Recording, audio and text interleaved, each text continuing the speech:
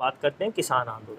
जब देश में कोई भी दंगा होता है, मॉब लिंचिंग होती है, कहीं पर किसी की डेथ हो जाती है, वहां पर केंद्रीय मंत्री राहुल गांधी से लेकर विपक्ष के नेता, सरकार के नेता उस पर राजनीति करने लग जाते हैं।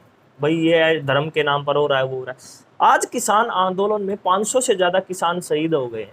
किसी को सरकारी नौकरी नहीं, कोई मुआवजा नहीं सरकार की तरफ से। कोई नेता सुख दुख में भी नहीं गया है सरकार की तरफ से, जो सरकारी नेता है कोई सुख दुख में भी नहीं गया है, तो उस पर क्या कहें। बहुत गलत है। मैं कहता हूँ नाजायज है। किसान जितने भी अपने दिल्ली बॉर्डर के ऊपर गए हैं उनको मैं शहीद का दर्जा दूंगा, क्योंकि ये किसानियत को बरकरार रखने के लिए, आम जनता के पेट में सस्ता अनाज पहुंचे, इस चीज़ को सुनिश्चित करने के लिए जो है वहाँ पर बॉर्डर पर बैठे हैं और पूरे भारत के लोगों के हक की लड़ाई लड़ रहे हैं। तो ऐसे में जो भी राजनेता इस देश के अंदर राजनीति में है, यह उसका पहला धर्म है कि वो किसानों का समर्थन करे। अब हम बात करते हैं कल की बयान की। दुष्यंत चौटाला जो हरियाणा के मुख्यमंत्री हैं, उचाना से एमएलए भी हैं, उन्होंने एक बयान दिया जो आज मौजूदा हालात में किसान आंदोलन की अगुवाई कर रहा है। वो किसी न किसी लालच में अगुवाई कर रहा है, सरपंची के चुनाव या जिला पार्षद का चुनाव लड़ने का इच्छुक है, इसलिए वो किसान आंदोलन में। उचाना में आके बोलते हैं, मैं मान जाऊंगा। दुष्यंत चौटाला जी ये बयान उचाना में आकर के दे आप दें। तो कह रहे हैं उचाना में आके बोले, लेकिन किसान तो कह रहे हैं हम घुसने नहीं देंगे। मैं कह रहा हूँ ना, वो उचाना में आकर के बोल दे, मैं मान जाऊंगा। भाई जनता, राजनीति जो होती है या इनको अपने परदादा से सीखनी चाहिए। लोकराज लोकलाज से चलता है। चौधरी देवीलाल कहा करते थे, लोकलाज इन्होंने बिल्कुल खो दी। 500 लेकिन किसान शहीद हो चुके हैं। इस प्रकार की भद्दी टिप्पणी रविंद्र शर्मनाक जी, है। आप जब इनेलो पार्टी में थे, आप भी कहते थे दुष्यंत चौटाला ताऊ देवीलाल का दूसरा रूप है। बिल्कुल भी नहीं कहा मैंने। आप साथ में थे। नो, मैं इनेलो के साथ था। मैंने कब कहा मैं दुष्यंत चौटाला के साथ था? नहीं। इनेलो की पार्टी की बात कर रहे हैं, इनेलो तो पार्टी। इनेलो के युवा नेतृत्व के साथ था। युवा नेतृत्व में क्योंकि दुष्यंत लीड कर रहे थे तो हम दुष्यंत के साथ थे।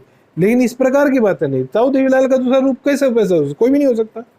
वो तो एक थे, जा चुके हैं। लेकिन आईटी सेल आज भी कहती है कहती दुष्यंत रहेगी, की कि दुष्यंत चौटाला ताऊ कहती देवीलाल का रहेगी, दूसरा रूप है। कहती रहेगी। उससे मैं तवज्जो नहीं रखता। अगर उससे मैं तवज्जो रखता, चौधरी देवीलाल ने 1978 के अंदर जो है अब सत्ता के लात मार करके आम जन किसानों के साथ आकर के बैठ गए थे। यदि इनमें इतने चौधरी देवीलाल का इतना एक बूंद भी खून होता तो 6 महीने पहले सत्ता को लात मार के किसानों के साथ बैठे होते। खून है ही नहीं इनके अंदर चौधरी देवीलाल का। आपका राजनीतिक घराना है बहुत लंबे समय से।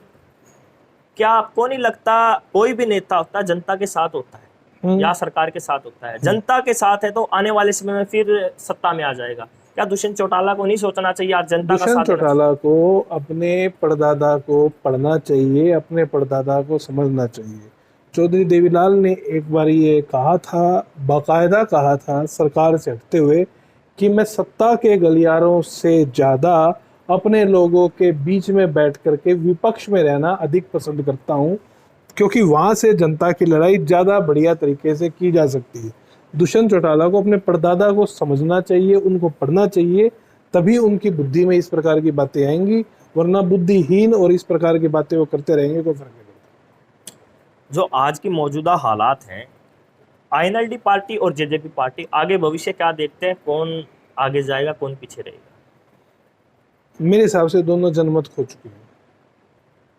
इसका कारण ये है कि इन्होंने जो भी निर्णय लिया है, इनके परिवार ने आपस में अलग होने का, स्प्लिट होने का, ये जनता के फैसले के अनुरूप बिल्कुल भी नहीं था। ना ही इनके कार्यकर्ताओं के अनुसार था, लेकिन ना ही इनके नेताओं के अनुसार अभय था। सिंह चौटाला ने तो किसानों के साथ रहकर इस्तीफा दिया है। उनका स्वागत करते हैं, लेकिन उनको जो है मेरे हिसाब से इस्तीफा देना चाहिए था अविश्वास प्रस्ताव के बाद में, उससे पहले नहीं। लेकिन वो इस्तीफा ना देते तो कहीं ना कहीं मतलब कांग्रेस आईटी सेल या आप भी ये कहते हैं कि जो अभय सिंह की पार्टी की आईटी सेल है वो कहते हैं अभय सत्य है, लेकिन कांग्रेस पार्टी कहती है या जेजेपी वाले कहते हैं अभय सत्य कहाँ है जब इस्तीफा नहीं दे रहा है।